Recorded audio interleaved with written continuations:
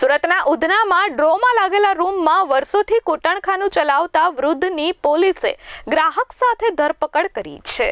સુરતની ઉધના પોલીસે ખરવરનગર ખાતે ડ્રોમાં લાગેલા રૂમમાં ઘણા વર્ષોથી કૂટણખાનું ચલાવતા ડિંડોલીના એક વૃદ્ધને રેડ દરમિયાન ઝડપી પાડ્યા છે।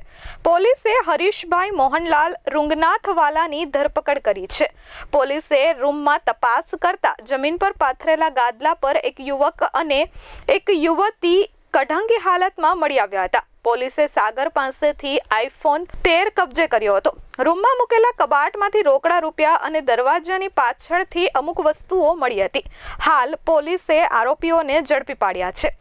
પકડાયેલ વૃદ્ધ હરીશભાઈ તેમને ડ્રોમાં લાગેલા રૂમમાં ઘણા વર્ષોથી કૂટણખાનું ચલાવે છે અને ગ્રાહકોને વોટ્સએપ પર યુવતીના ફોટા મોકલી તેમને યુવતી અને જગ્યાની સવલત પૂરી પાડી ગ્રાહક પાસેથી 700 રૂપિયા લઈ યુવતીને 400 રૂપિયા આપતા હતા। ઉધના પોલીસે હાલ આરોપીની ધરપકડ કરી વધુ તપાસ હાથ ધરી છે। Bureau report S24 news Surat.